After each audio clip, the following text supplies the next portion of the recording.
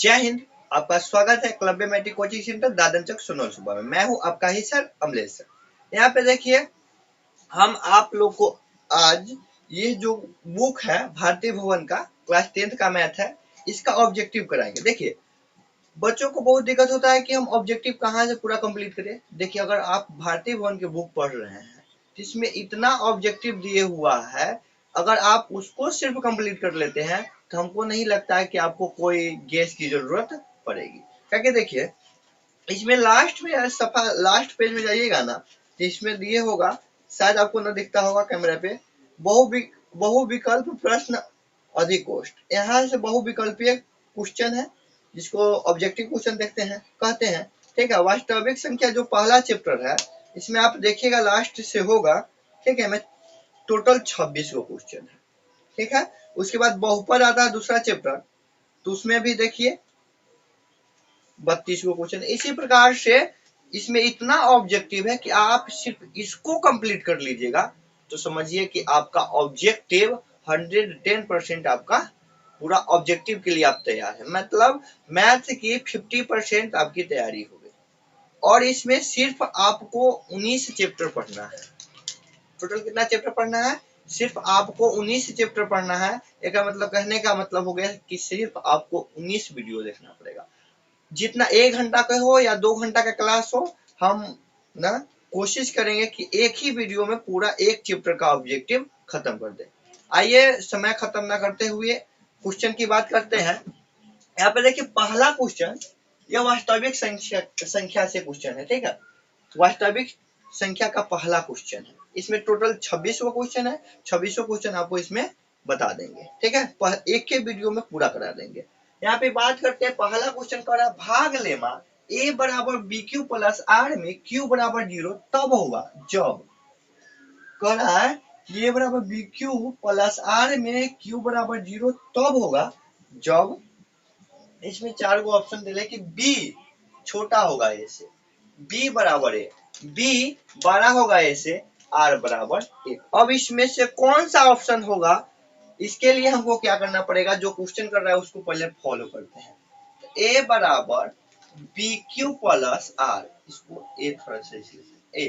ठीक है, इसमें हमको अब थोड़ा हम इसमें थोड़ा समय लेना चाहते हैं। देखिए इसमें हम पहले बता देते हैं कि इसमें सब क्या है। देखिए थोड़ा सा छोटा सा एग्जांपल लेना चाहते हैं। 7 3 दूना 6 भाग ऐसे बनाते हैं ना, तब इसमें हम पहले बात कर लेते हैं इसमें कौन क्या है, ताकि इस चैप्टर में आपको दिक्कत ना हो। एकदम हम जीरो लेवल से बताएंगे ताकि आपको ऑब्जेक्टिव एक एक अच्छी तरह से समझ में आए। देखिए जिससे हम भाग दिए हैं ना बुआ, जिससे हम भाग दिए हैं वो होता है भाजक। क्या होता है? भाजक होता है। जिसमें भाग दिया जाता है वो होता है भाज्य। क्या होता है? भाज्य। जो आपको आंसर के रूप में आया हो वो होता है भागफल। क्या होता है? भागफल। और नीचे जो आया है ये होता है शेषफल होता है। क्या होता है? शेषफल होता है। देखिए एक बार और बता देते हैं, जिससे भाग देते हैं उसको भाजक बोलते हैं, जिसमें भाग दिया जाता है उससे भाज्य बोलते हैं, जो आंसर के रूप में आता है वह भागफल होता है, और नीचे जो बचता है वह शेषफल होता है। यहाँ उसी को मतलब एक यह जो चारों दिख रहा है भाजक भाज्य भागफल शेषफल, इस सभी में एक रिलेशन बताया गया है, एक संबंध बताया गया है। किसके द्वारा? भाग लेमा द्वारा। इसका इनका पूरा नाम ही गणितज्ञ थे भाग एल्गोरिथम, इनका नाम है एल्गोरिथम साहब थे, जो मतलब इस चारों के बीच में एक रिलेशन बताया। क्या रिलेशन बताए थे कि भाज्य बराबर भाजक गुने भागफल प्लस शेषफल। ठीक है, ये बताए हुए थे। अब देखिए ए आपका हो गया भाज्य, बी हो गया आपका भाजक, क्यू हो गया आपका भागफल, और आर हो गया आपका शेषफल। ठीक है, इतना बात समझ में आया गया कि ए बराबर बी क्यू प्लस आर में ए क्या है, बी क्या है, क्यू क्या है और आर क्या है। तो ए हो गया आपका भाज्य, बी हो गया भाजक, क्यू हो गया भागफल और आर हो गया शेषफल। यह तो हम आपके समझाने के लिए लिखे हैं। अब देखिए कह रहा था इसमें कि क्यू बराबर, इसमें क्वेश्चन में कह रहा था कि क्यू बराबर है 0, तो क्यू बराबर हम 0 लिख दिए। तो जहां क्यू है वहां पे 0 रख के देखते हैं कि हमको क्या सोल्यूशन आता है। ए बराबर बी, क्यू की जगह पर क्यू का वैल्यू 0 प्लस आर। अब यहाँ पे देखिए ए बराबर, ये तो हो गया बी में 0 से गुना करेंगे तो हो गया 0 बराबर आर। अब देखिए ऑप्शन में ए बराबर आर है, ए बराबर आर नहीं। तो हम एक जो हम अगर इस चैप्टर का आपको सब्जेक्टिव वाला वीडियो देखे होइएगा तो उसमें हम बताए हुए थे कि जब भाज्य शेषफल के बराबर कब होता है, भाज्य शेषफल के बराबर कब होता है। तो हमने एग्जांपल देके बताया था, भाज्य जो है शेषफल के बराबर कब होता है, जब आपका मतलब मान लेते हैं यहाँ पे 17 है, यहाँ पे 5 है, तो किस कंडीशन में होता है कि भाज्य शेषफल के बराबर, तो भाग न लगने के कंडीशन में हम 0 से लगाएंगे तो 0 बार में 5 आ गया। अब आप कहिएगा कि सर यहाँ पे तो हम दशमलव में देख के हम कर सकते हैं, दशमलव देकर हम इसको काट सकते थे ना, तो काहे ना काटे। तो हम समझा रहे इस बात को। देखिए भाग लेमा में के अंतर्गत दशमलव की बात नहीं किया जाता है, ठीक है। तो आपने अगर इस पे काम कर रहे हैं तो दशमलव के बारे में सोचिएगा नहीं, ठीक है। तो हम यहाँ दशमलव देके तो काट सकते थे, ठीक है, लेकिन हमको दशमलव में नहीं देना है, दशमलव की बातें नहीं करना। तो पता है ना कि ना भाग लगता है तो 0 से भाग लगाते हैं, 0 से भाग लगाया है तो 0 बार में आ गया। अब देखिए इस कंडीशन में क्या आ गया है कि अब देखिए जो इमा भाज्य था, ये आपका भाज्य है ना, जो आपका भाज्य था वो किसके बराबर आ गया, शेषफल के बराबर आ गया। किसके बराबर आ गया, शेषफल के। समझिए तो भाज्य को अभी हम बताए हैं कि ए से सूचित करते हैं, तो ए बराबर आपका आर आ गया। ए बराबर क्या आ गया, आर, शेषफल आ गया। तो यही ना हमको आया। तो कब होता है, जब यह जो भाजक है, यह क्या है, भाजक जो है,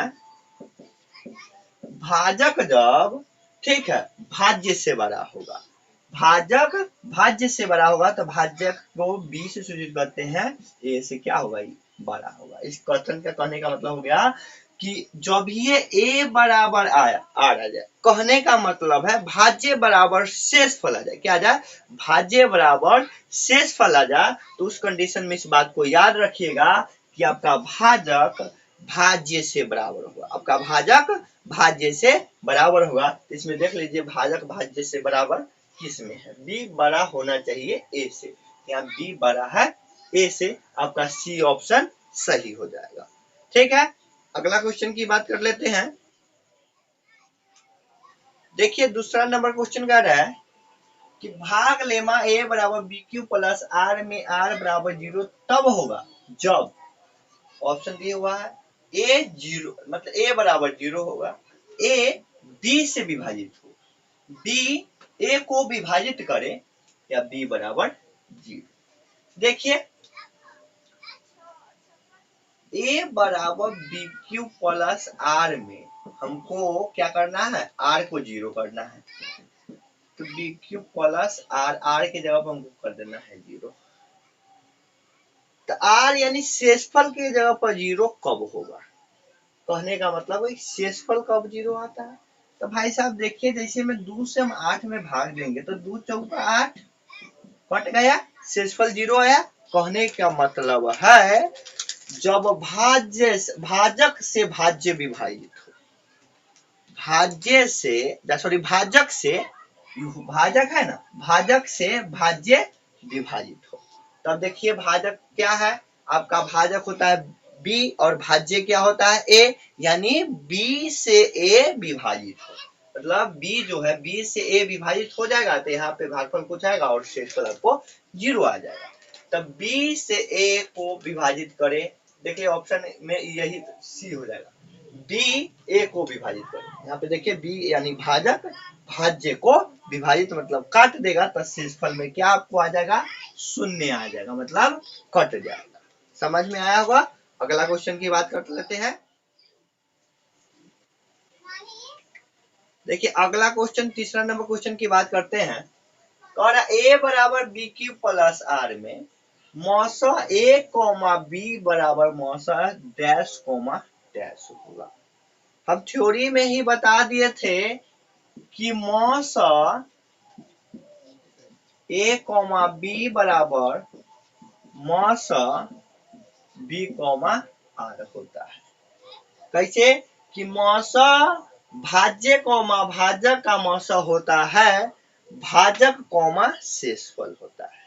इस बात को आप ध्यान में से याद ही कर लीजिएगा कि बता देते हैं कैसे। जैसे में a बराबर बी क्यू प्लस आर है तो शुरू वाला कंडीशन में इसका और इसका मौसा निकला। अगला स्टेप पढ़ेंगे तो क्यू पहले आता है, भाजक पहले आता है, उसके बाद शेषफल आता है। तो इस कंडीशन में ये दोनों का मौसा हुआ, अगला कंडीशन में ये मतलब ये इसका मौसा के बराबर होगा। इस a कॉमा बी का मौसा क्यू कॉमा सॉरी अगला में भाजक में बाहर आएगा, भागफल नहीं आता बाहर, इसमें आता है b बाहर आएगा तो b कॉमा आर बाहर आ जाएगा। मतलब पहले में भाज्य और भाजक का हुआ, दूसरा में भाजक और शेषफल का हुआ। भागफल नहीं आता है, कौन आता है आपका आता है भाजक आता है।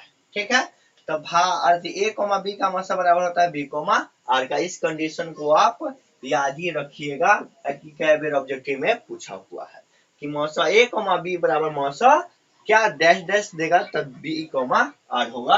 अगर इस कंडीशन में ये कंडीशन दिए रहेगा तब देखिए b कॉमा आर किस में है, b कॉमा आर यहाँ पे डी में है, तो आपका डी नंबर ऑप्शन क्या हो जाएगा, सही हो जाएगा। अगले क्वेश्चन की बात कर लेते हैं।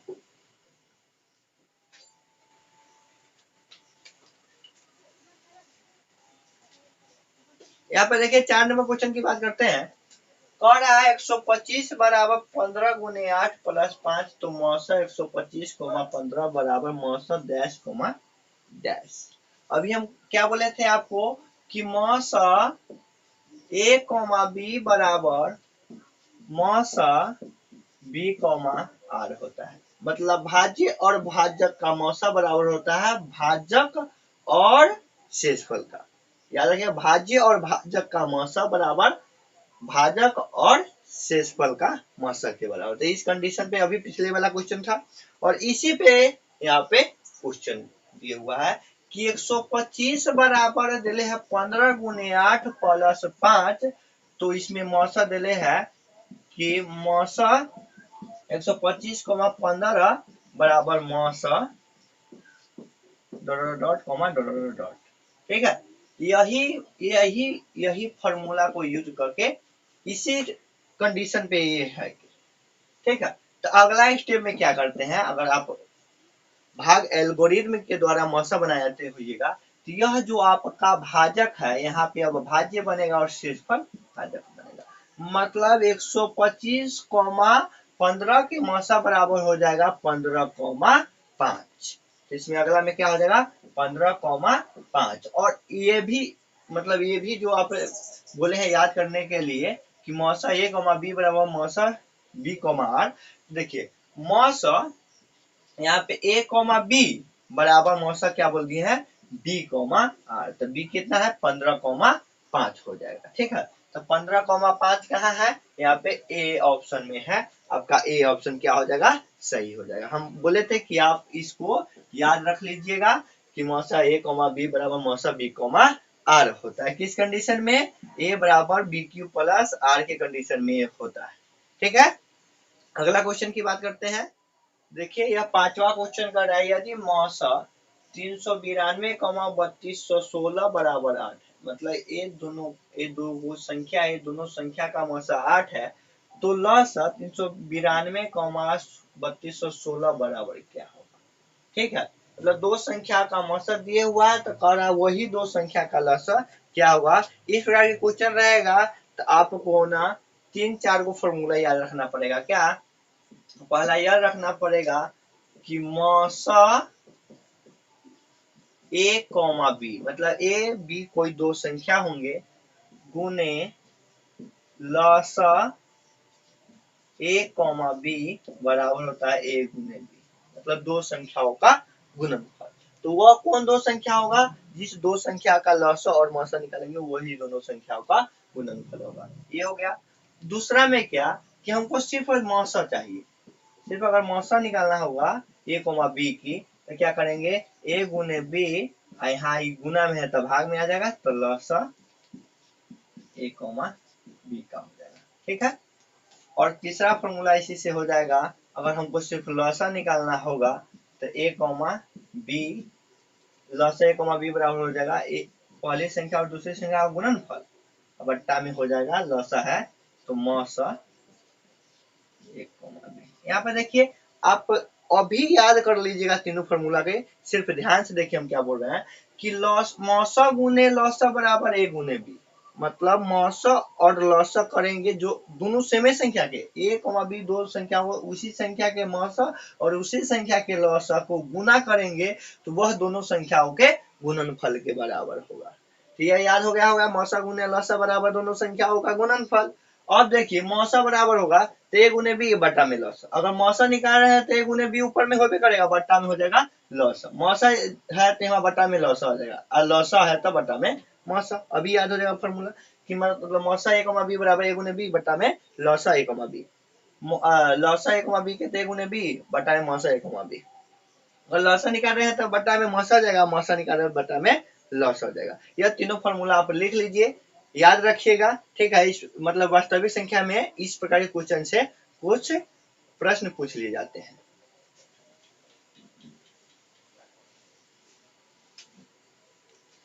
अब यहाँ पे देखिए प्रश्न की बात कर लेते हैं, तो हमको मौसा दिए हुआ है 392 3216 का 8 है, तो कह रहा है कि लौसा आप ज्ञात कीजिए, लौसा ज्ञात करना है।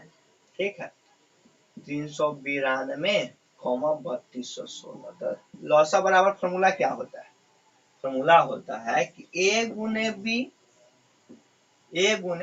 बी अब बट्टा में होता है लौसा निकाल रहे हैं तो मौसा, मौसा हो जाएगा 1 बी।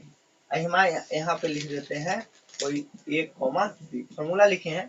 अब इसके बाद बनाते हैं, तो ए बी क्या होगा, ए बी वही दो संख्या होंगे जिसके लौसा और मौसा निकालने की बात होगा, तो यहाँ पे ये हो जाएगा और बी ये हो जाएगा, मतलब 392 ए हो गया 392 और बी हो जाएगा 3216। अब बट्टा में मौसा, तो मौसा ये दोनों संख्या का मौसा कितना है 8, तो बट्टा में हो जाएगा 8। अब गुना भाग कर लीजिए, सोल्यूशन कर लीजिए, आपका बन जाएगा, काट लीजिए 8 के 8, 8 चौका 32, भाग न लगे के लिए 0, 8 दूना 16, मतलब 392 में गुना करना है 402 से, तो 392 में गुना कर लीजिए 402 से, गुना कीजिएगा तो गुना आपको आ जाएगा 15 75 84। ठीक है, आप गुना करके देख लीजिएगा, इतना आ जाएगा, आपको आ जाएगा 15 75 84 आ जाएगा। ठीक है, 15 75 84, तो देखिए कौन सा ऑप्शन में है 15 75 84, यहाँ पे ए में है, ए ऑप्शन आपका सही हो जाएगा। ये गुना करके आप देख लीजिएगा, हम देखे हुए हैं इतना आता है। ठीक है, अगला क्वेश्चन की बात कर लेते हैं। यहाँ पे छठा नंबर क्वेश्चन देखिए, छठा नंबर क्वेश्चन कह रहा है यदि दो संख्याओं का मौसा 25 और लौसा 50 है, वही दो संख्याओं का लसा, जिस दो संख्या के लसा निकाले हैं तो 25 आया, सॉरी मौसा निकाले तो 25 आया और लौसा निकाले हैं तो 50 आया, तो संख्याओं का गुणनफल होगा। यहाँ पे 4 ऑप्शन दिए हुआ है, देखिए हमको दिए हुआ पहले क्या है, पहले उसकी बात कर लेते हैं कि मौसा दिले है 25, लौसा दिले है 50, तो कह रहा है कि दो संख्याओं का गुणनफल क्या होगा, तो हम आपको अभी बताए हैं कि दो संख्याओं का गुणनफल मतलब ए गुने बी बराबर मौसा गुने लौसा। याद रखिएगा कि यह फॉर्मूला सिर्फ दो संख्याओं के लिए सत्य है, दो से अधिक संख्याओं के लिए सत्य नहीं है। ठीक है, तो हम इसे पिछले बार लिख दिए थे कि मौसा गुने लौसा बराबर ए गुने बी, चाहे उसी को लिखे ए गुने बी बराबर मौसा गुने लौसा। अब यहाँ पे देखिए दो संख्या को गुना मतलब दोनों संख्या को गुना करने पर क्या होगा, तो मौसम को पता है 25। ठीक है, मौसा कितना है 25, गुना के गुना लौसा कितना है 50, गुना कर लीजिए ठीक है। तो यहाँ पे कर लीजिए 50 25 हासिल 2 और 5 9 10 2 12, मतलब 25 पंचे 125 और 0 के 0 यानी 1250। यहाँ पे देख लीजिए 1250 ऑप्शन में क्या है, ए है, तो ए ऑप्शन आपका सही हो जाएगा। अगला क्वेश्चन की बात कर लेते हैं। आइए 7 नंबर क्वेश्चन देखते हैं। 7 नंबर क्वेश्चन कर रहा, प्रत्येक धनात्मक सम पूर्णांक के लिए निम्नलिखित में कौन सत्य है। पहले कह रहा है कि धनात्मक सम संख्या, धनात्मक होता है प्लस वाला। अब सम संख्या क्या होता है, वैसी संख्या मतलब वैसी प्राकृतिक संख्या जो 2 से पूर्ण रूप विभाजित हो। जो संख्या 2 से पूर्ण रूप से विभाजित हो जाता है सम संख्या कहलाता है, जो 2 से पूर्ण रूप से विभाजित नहीं होता है विषम संख्या कहलाता है। तो हम एक वीडियो बनाए थे जिसमें सम संख्या, विषम संख्या, प्राकृतिक संख्या, पूर्ण संख्या, परिमेय संख्या, अपरिमेय संख्या, वास्तविक संख्या, यौगिक संख्या, रूढ़ संख्या, अभाज्य संख्या, भाज्य संख्या, इस सब संख्या के बारे में बताए हुए है। एक क्लास है 1 घंटा के लगभग के वीडियो होगा, वह भी हमारे चैनल पर अपलोड है, जाके आप वहां से देख सकते हैं। तो इतना तो आप समझ गए कि सम संख्या किसे कहते हैं, वैसी संख्या, वैसी प्राकृतिक संख्या जो 2 से कटेगा सम संख्या, और जो 2 से नहीं कटेगा विषम संख्या। तो यहाँ पे कह रहा है कि इसमें से कौन सा जो धनात्मक सम पूर्णांक के लिए सत्य है। तो यहाँ से याद रखें कि धनात्मक पूर्णांक के लिए व्यापक रूप होता है 2 क्यूब। यह हो गया सम संख्या का व्यापक रूप, सम संख्या का क्या हो गया, सम संख्या का। अब विषम में पूछेगा तो 2 क्यूब प्लस 1, 2 क्यूब प्लस 1। तो यहाँ क्यू के जगह पर कभी यम दे देता है, कभी एन दे देता है, कभी जेड दे देता है, कभी एक्स दे देता है, तो किछो दे सकता है। तो यहाँ पे क्यू के जगह पर खाली चेंज होगा, बाकी बात इसी करते हैं। तो अभी बात कर लेते हैं कि सम संख्या के कैसे है और ये विषम संख्या के कैसे है।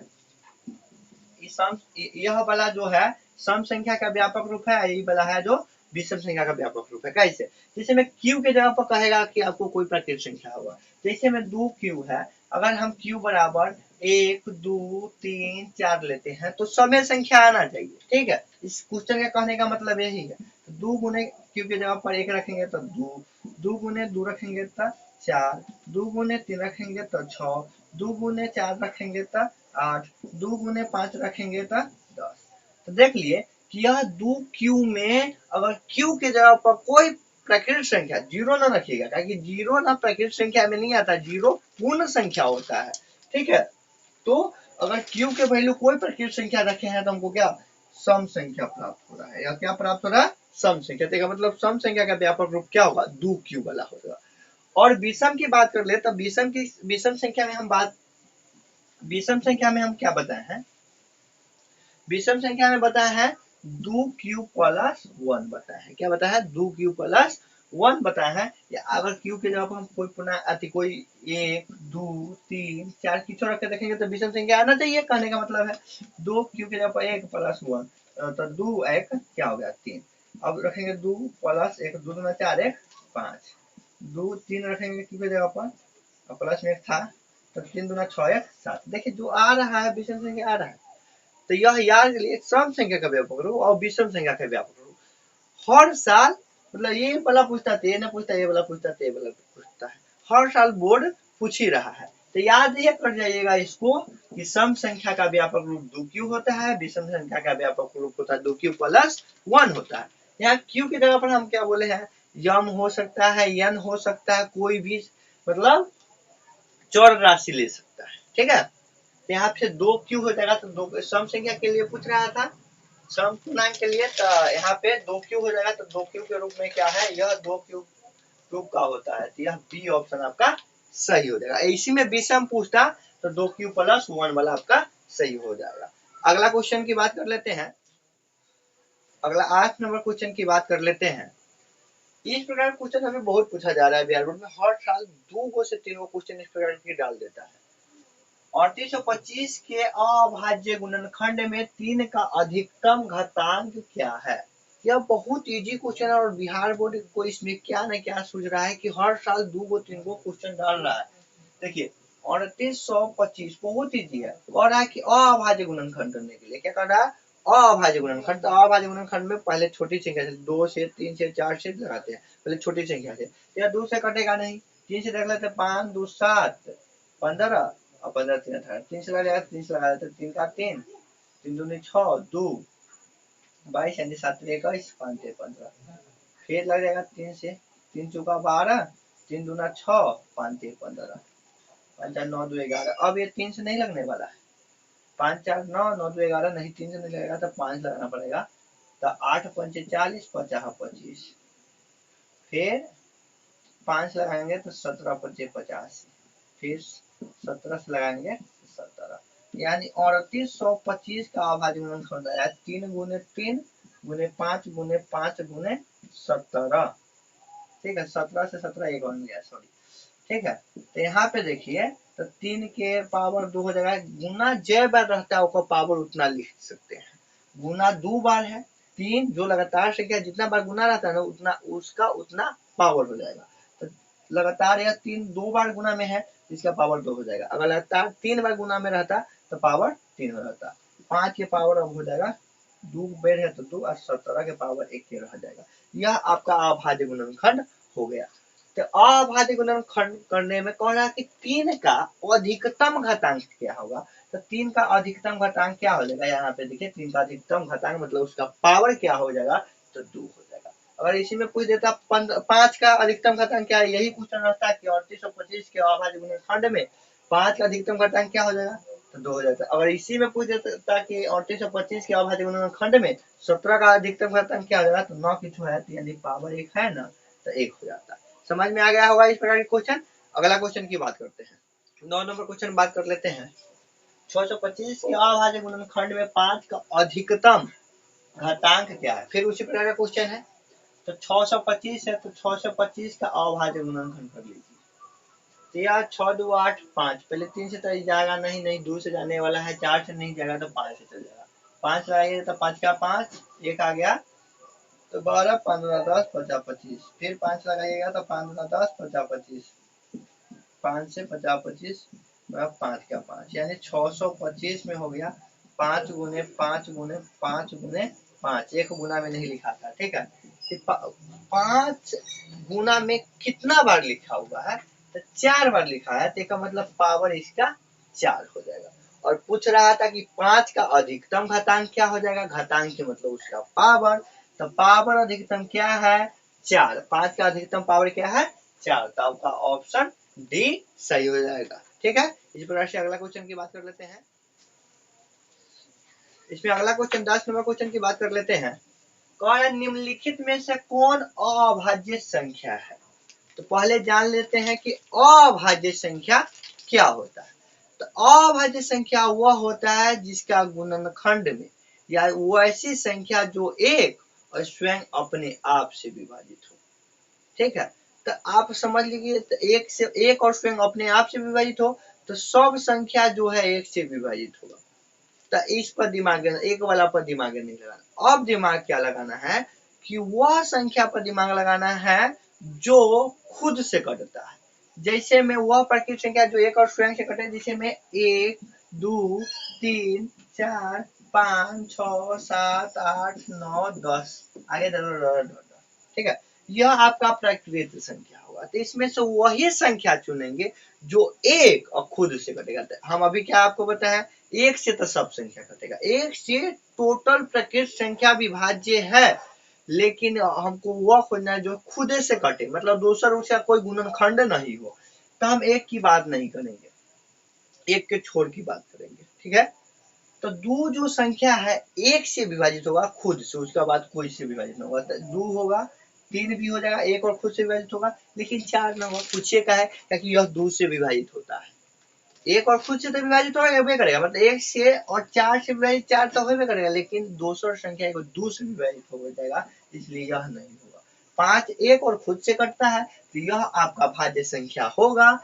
6 जो है वह 3 से कटता है, 2 से, अदर संख्या से विभाजित हो गया, तो यह भी भाज्य संख्या आपका नहीं होगा। 7 एक और खुद से कटता है, तो यह भाज्य संख्या आपका होगा। और 8 जो है जो 2 से 4 से विभाज्य होता है, तो यह भी भाज्य संख्या नहीं होगा। 9 भी नहीं होगा, क्योंकि 9 न 3 से विभाज्य होता है, 9 खुद से विभाजित होता है, तो यह भी नहीं हुआ। 10 2 से भी होता है, 5 से होता है, तो यह भी अभाज्य संख्या नहीं होगा। आशा करते हैं कि आपको समझ में आया होगा कि अभाज्य संख्या क्या होता है। कि अभाज्य संख्या वह संख्या जो हो एक और खुद से विभाजित हो। तो यह में से आप समझ गए होंगे कि जो सही का निशान है वह अभाज्य संख्या है, जो क्रॉस का निशान है वो अभाज्य संख्या नहीं है। तो यहाँ पे हमको इस ऑप्शन में से चूज करके बताना था कि कौन अभाज्य संख्या है और कौन अभाज्य संख्या नहीं है। तो देखिए हम इसलिए इसको इतना डिटेल्स में बता दें कि हर साल एक क्वेश्चन दो क्वेश्चन इस प्रकार के क्वेश्चन पूछा जा रहा है, आप क्वेश्चन बैंक उल्टा के देख सकते हैं, ठीक है। इसलिए हम आपको शुरू में क्या बोले कि अगर भारतीय भवन के 19 गो चैप्टर है, 19 चैप्टर का अगर आप क्वेश्चन आंसर कर लेते हैं तो समझिए कि आपका ऑब्जेक्टिव यानी 50 नंबर की तैयारी हो चुका है। अब करना है सब्जेक्टिव पे, तो सब्जेक्टिव के चैप्टर बाय चैप्टर रिवीजन करके कर सकते हैं आराम से, थोड़ा सा मेहनत कीजिएगा बहुत बेटर बन जाइएगा। तो देखिए यह 15 के बारे में सोचा कि अभाज्य संख्या है, तो 15 ना 3 से 5 से कटता है तो ये ना होगा, यह अभाज्य संख्या नहीं है। 23 जो एक और खुद से कटता है, एक मतलब ये अभाज्य संख्या है, तो आपका ऑप्शन पहले के वाला सही होगा। अगर इनको चेक करते 12 3 4 से कटता है, नहीं होगा। 75 जो है ये आपको 3 से भी कटेगा, 5 से भी कटेगा, 15 से भी कटता है, तो इसलिए अभाज्य संख्या नहीं है। तो आपका आंसर क्या हो जाएगा 23। 23 क्या है अभाज्य संख्या है। और हमको लगता है कि सेम डाटा देके मतलब सेम यहाँ से फोटो कॉपी करके डाल देते हैं एग्जाम में, मतलब सेम ऑप्शन के साथ आप देखिएगा क्वेश्चन उल्टा के अब की बार भी पूछे हुआ था, कितना बार इस क्वेश्चन को पूछे हुआ सेम जो ऑप्शन दिए हुआ है सेम ऑप्शन के साथ, ठीक है। अगला क्वेश्चन की बात, अगला क्वेश्चन 11 नंबर क्वेश्चन की बात कर लेते हैं। 11 नंबर क्वेश्चन कर रहा है ए और बी 100 अभाज्य कहलाते हैं यदि मौसा ए कॉमा बी बराबर है। देखिए कोई भी दो संख्या 100 अभाज्य संख्या जब भी कहलाएगा जब उसका मौसा 1 के बराबर होगा। मौसा कितने के बराबर होंगे 1 के बराबर, तब बी ऑप्शन आपका क्या हो जाएगा सही हो जाएगा। अब बात कर लेते हैं कि इस प्रकार के क्वेश्चन कितना पूछा जाता है।